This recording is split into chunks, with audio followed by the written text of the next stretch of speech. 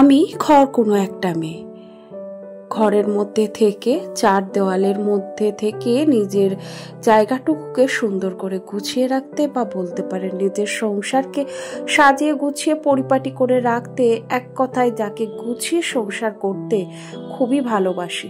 আর ছোট থেকেই এই স্বপ্নটাই দেখতাম। তবে হ্যাঁ, তার মাঝখানেও নিজের কিছু ইচ্ছে ছিল, নিজের পায়ে দাঁড়াবো, নিজের একটা ছোট্ট পরিচয় করে তুলব। তো যাই হোক, এর মধ্যে দিয়েই এই সংসারের কাজকর্ম, ভালো লাগা মন্দ লাগা, এর মধ্যে দিয়েই নিজের আনন্দটাকে খুঁজে বার করে নিয়েছি। নিজেকে ভালো রাখতে আমার কাছে সংজ্ঞা হচ্ছে অনেক কিছু লাগবে না, যতটা আছে তার মাধ্যমেই নিজেকে কিভাবে ভালো রাখা যায় সেটা নিজেকেই খুঁজে বার করতে হবে। এই যেমন আমি যেমন ভালোবাসি ঘর গোছাতে, গুছিয়ে সংসার করতে, সকলের খেয়াল রাখতে, সকলের সাথে থাকতে, তার মধ্যে দিয়ে নিজের পছন্দের কাজে সফলতা পেতে। তো হ্যালো এভরিওয়ান, গুড মর্নিং। কেমন আছেন সবাই? আশা করি সবাই খুব ভালো আছেন, আর আমরাও ভালো আছি। আমার আরো একটি নতুন ব্লগে আপনাদের সবাইকে স্বাগত জানাই। রাস্তার গলিতে কিছুদিন আগে একটা উচ্ছে গাছ হয়েছিল, তো আমি বাবাকে বলেছিলাম উচ্ছে গাছটা যেন না তোলে। গাছটা বেশ ডালপালা ছেড়ে যখন অনেকটা হয়ে গেছে, আজকে হঠাৎই ঘুরতে ঘুরতে সকালবেলায় দেখলাম বেশ কয়েকটা উচ্ছে হয়েছে। নিজের গাছ থেকে উচ্ছে তুলে সেই উচ্ছেটা রান্না করে খাওয়ার তার স্বাদই কিন্তু আলাদা হয়, তাই না? তো আমার এরকম খুব ইচ্ছে করে জানেন তো, যে বাড়ির মধ্যে একটা সবজি বাগান করব। আফটার অল আমি তো একটা গ্রামের মেয়ে, আর গ্রামের মেয়ে হলে তাদের মধ্যে এই ছোটোখাটো স্বপ্নগুলো থাকেই। আমার বাপের বাড়িতে বেশ কিছুটা জায়গা ছিল যেখানে আমার মা কিছু সবজি চাষ করতেন, যেমন লাল শাক, ভেন্ডি, বেগুন, টমেটো, লঙ্কা, উচ্ছে, মিষ্টি কুমড়ো, চাল কুমড়ো। তো এই ধরনের কিছু শাক সবজি মা কিন্তু চাষ করতেন। কিছু কিছু সময়ে বাবা যেদিন দেখা গেল বাজার নাও নিয়ে আসলো, সেই দিনকে কিন্তু আমাদের ঘরের চাষ করা সবজি দিয়েই কিন্তু আমাদের রান্নাটা হয়ে যেত। তো সেখানকারই আমিও মেয়ে, তো আমারও ইচ্ছে করে, তবে আমার শ্বশুরবাড়িতে খুব একটা জায়গা নেই, তো তার জন্য সব কিছু তো হয় না। তবে এই যে উচ্ছে গাছটা দেখলাম নিজে থেকেই হয়েছে, তো সকালবেলায় এতগুলো উচ্ছে পেয়ে না মনটা বেশ খুশি খুশি হয়ে গেছে। তো যাই হোক, সকালবেলায় আশিবাসি কাজ সেরে ফ্রেশ হয়ে বেশ কিছু জামা কাপড় কাচা ধোয়ার ছিল, সেগুলিকেও কাচা ধোয়া করে ছাদে মেলে দিয়ে এলাম, আর নিজে এসে এখন সবার জন্য চা বসিয়ে নিয়েছি। সকালবেলায় সাধারণত লাল চাটাই খেতে ভালোবাসি এবং এটাই খাওয়াই হেলদি। তবে হ্যাঁ, হেলদি কিনা বলতে পারবো না, তবে আমার এটা অভ্যাস হয়ে গেছে যে সকালবেলায় এক কাপ চা না হলে হয় না, আর সেটা যদি এরকম ফ্লেভারযুক্ত হয় তাহলে তো কথাই নেই।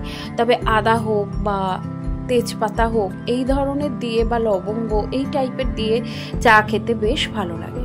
তবে আমার মতো অনেকের সমস্যা আছে কিনা আমি তো জানি না, আমার এই যে শীতকালে শুরুটা গলার মধ্যে ভীষণ খুসখুস খুসখুস করে, সারা শীতটাই বলতে পারেন এই অ্যালার্জির কারণে আমি কিন্তু একটু বেশ ভুগে থাকি। তো এই কারণে আমার মা বলতেন যে সকালবেলায় উঠে আদা, লবঙ্গ, তেজপাতা, গোলমরিচ দিয়ে যদি লাল চা খাওয়া হয় তাহলে কিন্তু এই সমস্যা থেকে অনেকটাই মুক্তি পাওয়া যায়। আসলে গ্রামের দিকের মানুষরা কি হয় জানেন তো, একটু টোটকা দিয়েই কিন্তু নিজের শারীরিক যত্নটা করতে পছন্দ করে।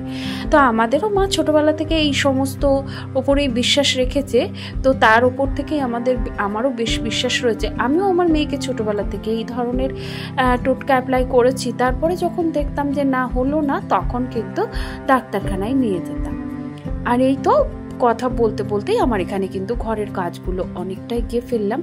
আজকে ঘটের চাদরটা তুলবো, আর সেই জগদ্ধাত্রী পুজোর আগে কিন্তু পেতেছিলাম, তো যে কারণে আমি তো এতদিন রাখি না, তবে এবার 4-5 দিন হয়ে গেছে, তো এবার তুলবো। আর যেদিন আমি চাদর তুলি সেদিন এই যে একটু হালকা ফুলকোভাবে বেডরুমটা ক্লিনিং করি।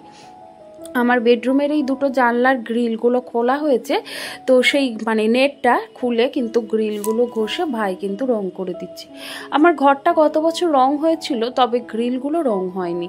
তো ভাই যেহেতু রং করতে পারে, তো ভাই বলেছিল আমি করে দেবো, কারণ যে মিস্ত্রি করবে বলেছিল সে শুধু জানলা দুটো রং করার জন্যে অনেকটাই টাকা চেয়ে বসেছিল। তো যে কারণে ভাই বলল এই টাকাটা মিস্ত্রি দিয়ে খরচ করানো একটা কি বলবো, এটা একটা ব্যয়বহুল্য জিনিস, তো তার জন্যে আমরা যখন নিজেরাই পারি নিজেরাই করে নেব। দিকে ঘরের ঝুলগুলো হালকা করে ঝেড়ে নিয়েছিলাম, আর সেই সাথে এসি, তারপরে ঘরের টিউবলাইট, ফ্যান সমস্ত কিছু মুছে নিয়ে পরিষ্কার করে নিয়েছি। দেয়ালগুলোকেও একটু ঝেড়ে নিয়েছি, জানলাগুলোকেও মুছে নিয়েছি। তো তারপরে এই যে বিছানাটা হালকা করে ঝেড়ে তারপরে চাদরটা পেতে দিলাম। তো ব্যাস এরকম একটা কাঁচা চাদর যদি পাতা যায় তাহলে দেখবেন ঘরের লুকটাই চেঞ্জ হয়ে যায়। তবে হ্যাঁ, আমার এই চাদরগুলো অনেকের পছন্দ হয়, তবে অনেকের আবার হয় না, কারণ একটু সাদার ওপর মানে হোয়াইট বেসের ওপরে আমি চাদরগুলো কিনি, তো তাই। কারণ আমার হোয়াইট বেসটা বেশি ভালো লাগে, হালকা কালার আমার বেশি ভালো লাগে, ডিপ কালার খুব একটা ভালো লাগে না। তবে একেবারেই যে লাগে না সেটাও বলবো না, মাঝে মধ্যে হলে আবার মন্দও হয় না। তবে আমার যে ঘরের চাদরগুলি দেখবেন সেগুলি একেবারেই সাদা মাটা, আর একেবারেই কিন্তু সাদার ওপর বেস করেই কেনা। ওই ঘরটা তো হয়ে গেছে। এরপরে আমার এই ডাইনিং রুমের এই যে ফ্রিজটা রয়েছে, কিছুদিন ধরেই ভাবছি ফ্রিজের ওপরটা গোছাবো। আসলে মধ্যবিত্ত সংসারে বা যে কোনো পরিবারে, বাঙালি পরিবারে এই ফ্রিজের ওপর বলুন, টেবিলের উপর বলুন, দেখবেন আপনি যতই পরিষ্কার করে রাখুন তাও দেখবেন সকালে দিনের শেষে দেখবেন এইখানে বেশ কিছু জিনিসপত্র জড়ো হয়েই যায়। আর সেটা যদি না হয় তাহলে জানবো যে আপনার বাড়ির লোকজন যথেষ্ট সচেতন এবং যথেষ্ট তারা নিয়মানুবর্তিতা বজায় রাখেন বা ডিসিপ্লিন বজায় রাখতে পারেন। কারণ আমার বাড়িতে তো এখনো অতটা ডিসিপ্লিন আমি করেই তুলতে পারলাম না। সবাই এসে এই জায়গা দুটোতেই কিন্তু জড়ো করে, আর আমার কাজ দিনের শেষে এগুলিকে মানে গুছিয়ে পরিষ্কার করে রাখা। তো ফ্রিজের ওপরটা সব কিছু নামিয়ে যেগুলো ফেলে দেওয়ার সেগুলো ফেলে দিয়ে বাড়তি জিনিসগুলি গুছিয়ে রাখলাম। আনলাটাও আজকে গোছাবো ভেবেছি, তবে এই মুহূর্তে আর হবে না, কারণ আমার মনে হয় এই মুহূর্তে যদি আমি এগুলি করতে যাই তাহলে আমার মেয়ের আজকে পরীক্ষা, আজকে বাংলা পরীক্ষা রয়েছে, টেস্টের মানে টেস্ট এক্সামিনেশন রয়েছে, তার প্রথম পরীক্ষা, সেটা যদি আমার কারণে দেরি হয়ে যায় তো ওই কারণে এই রিস্কটা আর নিলাম না। তাই ঘর দোরগুলোকে ঝাড় দিয়ে এখন ঝাড় দিয়ে রাখছি, বেলা হলে কিন্তু মুছে নেবো। সকালবেলায় বেশ কিছুদিন মুছছিলাম, তবে বেলা বাড়ার সাথে দেখা যায় কি ঘরের এ কাজ কোনা ও কোনা থেকে না বেশ নোংরা কিন্তু আবারও জড়ো হয়ে যায়।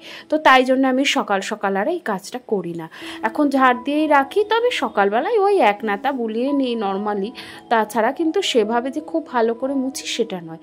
বেলা বাড়ার সাথে সাথে শ্যাম্পু জল দিয়ে ভালো করে মুছে নিই। আর চায়ের বাসন সকালবেলায় মাজা হয়েছিল না, তাই চায়ের বাসনগুলি সিঙ্কে জমছিল, এগুলোকেও খুব ভালো করে মেজে ধুয়ে উপুর করে রাখলাম। সিঙ্কের মধ্যে বাসন জমিয়ে রাখাটা এই বিষয়টা আমার একেবারেই পছন্দ না। তো ভালো করে বাসন গুছিয়ে গ্যাস ওভেন চারপাশটা একটু ভালো করে মুছে নিলাম। আমার ঘরটা বড়ই ছোট, পাশ থেকে কিন্তু প্রচণ্ড পরিমাণে জল পড়ে, জলের কাজ করলেই কিন্তু জল ভর্তি হয়ে যায়। তো ওই কারণে আমি এইভাবে একটু মুছে রাখি। আর এদিকে আমার সোনার ব্রেকফাস্টটা রেডি করে দিলাম, কারণ অন্যান্য বাচ্চাদের মতো আমার সোনা কিন্তু ভাত খেয়ে স্কুলে যায়ই না, ও সকালবেলায় ভাত খেতে পছন্দ করে না। তো তাই জন্যে ওই যে দুধ আর কর্নফ্লেক্সটাই ওকে দিয়ে দিই। তবে আজকে পরীক্ষা, তো যে কারণে আজকে আর কলাটা অ্যাড করিনি, কারণ শাশুড়ি মা বললেন কলা খেয়ে পরীক্ষা দিতে যেতে নেই, তো যে কারণে সেটা আর দিলাম না। আর এদিকে বাবার জন্যও দুটো রুটি গতকালকের ছিল, সেই দুটো রুটিকে একটু গরম করে একটু দুধ দিয়ে আর গুড় দিয়ে বাবাকে দিয়ে দিলাম, কারণ আজকে আর রুটি করা হয়নি। তো বাড়িতে ভাই বলল মুড়ি আর মিষ্টি রয়েছে, তো সেই মিষ্টি দিয়ে মুড়ি দিয়ে খেয়ে নেবে, তো ওই জন্য আর রুটি করিনি, বাবাকে একটু দুধ দিয়ে রুটি দিয়ে দিলাম। তো ব্যাস, সোনাকেও খাইয়ে দিয়েছি। আর এবার সোনা রেডি হচ্ছে, তবে স্কুলের ওই যে ওড়নাটাও সেটিং করতে পারে না, তাই সেটাকে সেটিং করে এখনও ছোটোবেলাকার মতো বেশ কিছু কাজ ওকে আমার করে দিতে হয়। যদিও পারে না বলবো না, পারে, তবে আমি এই কাজগুলি করে দিই, কারণ আমার মনে হয় যেন আমার মেয়েটা এখনও সেই ছোটোই রয়েছে। যতই দেখি যে বড় হয়ে গেছে, অনেকটা বয়স বেড়ে যাচ্ছে বা অনেক ক্লাস ও উঠে গেল, তবুও আমার কাছে কিন্তু সারা জীবনই এরমটাই থাকবে। তো ওকে ভালো করে আশীর্বাদ করবেন সবাই, ও যেন ভালো মানুষের মতো মানুষ হতে পারে, জীবনের ছোট ছোট ইচ্ছেগুলো পূরণ করতে পারে, নিজে পায়ে যেন দাঁড়াতে পারে। আজকাল মেয়েদের কিন্তু অনেক দাম, তাই না? আজকাল মেয়েদের হাতের মুঠোয় পৃথিবী বিশ্ব জয় করছে, মেয়েরা ক্রিকেট বিশ্ব জয় করছে, মেয়েরা বিশ্বকাপ আনছে, মেয়েরা পাইলট হচ্ছে, মেয়েরা প্লেন চালাচ্ছে, সমস্ত কিছু। তো মেয়েরা যদি এত কিছু করতে পারে, তো সেখানে দাঁড়িয়ে আমার মেয়েটা কেন করতে পারবে না, তাই না? যদিও জানি মধ্যবিত্ত পরিবারের সকলে সমান হয় না, পরিবারের সকলে সমান চোখে দেখবে না মেয়েদের এই কাজ করাটা, তবে আমার পরিবার একটু আধুনিক জানেন তো। আমার পরিবারের সকলেই কিন্তু চাই যে ও নিজে পায়ে দাঁড়াক, আর আমারও প্রথম সন্তান এবং একটা মাত্র সন্তান হিসেবে আমিও চাই যে আমার মেয়েটা যেন খুব ভালো মানুষ হোক, মানুষের পাশে দাঁড়াতে পারে এবং নিজে পায়ে দাঁড়াতে পারে, যেন 10টা গরিব মানুষের পাশে সে দাঁড়াতে পারে। তার জন্য নিজের যতটুকু সামর্থ্য ততটুকু দিয়ে যেন সে দাঁড়াতে পারে, এটুকুই কামনা। আমি চাই পৃথিবীর একজনকে হলেও তাকে যেন আমি ভালো রাখতে পারি। 10 জনকে হয়তো পারবো না, কিন্তু একজনকে হলেও তাকে যেন দুমুঠো অন্ন জোগাড় করে দিতে পারি। তো এইভাবে আমি সকলের পাশে দাঁড়াতে চাই। তো যাই হোক, নিজেও চেষ্টা করি এবং নিজের মেয়েকেও সেই শিক্ষাটাই দিয়েছি। তো এদিকে রান্নাও বসিয়ে দিয়েছি। আজকে সেরকম খুব একটা রান্না হবে না, কারণ এই কদিন খুব রিচ ফিচ খাওয়া হচ্ছিল, তো তার জন্য আজকে একেবারে বাঁধাকপির তরকারি করেছি। নর্মালি কোনো মশলা দিইনি, তবে আজ একটু আদা জিরে বাটা ছিল ফ্রিজে, সেটাই দিয়েছি, আর একটা টমেটো দিয়েছি। তো দিয়ে তরকারিটা ভালো করে কষে নামানোর আগে একটু ঘি দিয়েছিলাম। তবে জানেন এই ঘিটা দিদিভাই এনে দিয়েছিল, কিন্তু ঘিটা না খুব একটা ভালো না, তো ওই জন্য তরকারিতে দিয়েই শেষ করছি। আর এখানে এনেছিলাম বাটা মাছ। তো আপনারা তো জানেনই আমাদের বাড়িতে মাছ ছাড়া ভাত চলে না, তবে এক দিন কিন্তু নিরামিষ হয়, যেমন মঙ্গলবার, বৃহস্পতিবার, শনিবার, এই দিনগুলি কিন্তু আমি নিরামিষ করার চেষ্টা করি, কারণ মধ্যবিত্ত সংসারে একটু বুঝে চলাটা স্বাভাবিক, তাই না? এখন থেকে যদি আমরা বুঝে না চলতে পারি, তাহলে দেখা যাবে কি যত দিন যাবে বা সংসারের চাপ যত বাড়তে থাকবে, সংসারের খরচও কিন্তু ততটাই বাড়বে, আর যেটা ভবিষ্যতে আমাদের কিন্তু একটু অসুবিধার কারণ হয়ে দাঁড়াবে, কারণ আমাদের দিন আনা দিন খাওয়া পরিবার, আমরা মধ্যবিত্ত পরিবার, আর সেখানে হিসেব করে চলাটা ভীষণ দরকার। তো যাই হোক, এদিকে মাছের ঝোল করে নিয়েছি বেগুন আলু দিয়ে, কালো জিরে কাঁচা লঙ্কা দিয়ে।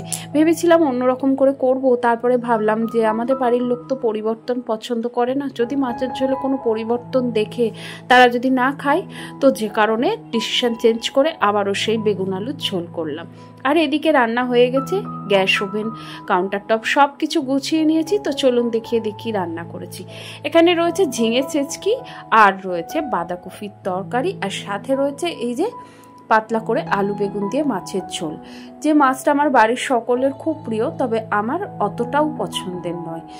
আর এইদিকে রয়েছে গতকালকের একটা ডিম, তো সেটার মধ্যেই আমি একটা মাছ দিয়ে জাস্ট জাল দিয়ে নিয়েছি। তো এই হয়ে গেল আমাদের দুপুরবেলাকার লাঞ্চ মেনু। আর এরপরে সোনাকে এনে তাকে কিন্তু খাইয়ে এখন তাকে রেস্ট নিতে দেবো আগামী দিনের পরীক্ষার প্রস্তুতির জন্য। তো যাই হোক, আমার আজকের ভিডিওটি আপনাদের কেমন লাগলো অবশ্যই কিন্তু কমেন্টের মাধ্যমে জানাবেন। যদি কোথাও ভালো লেগে গিয়ে থাকে প্লিজ একটি লাইক করে দেবেন। তাহলে চলুন আজকের মতো আসি।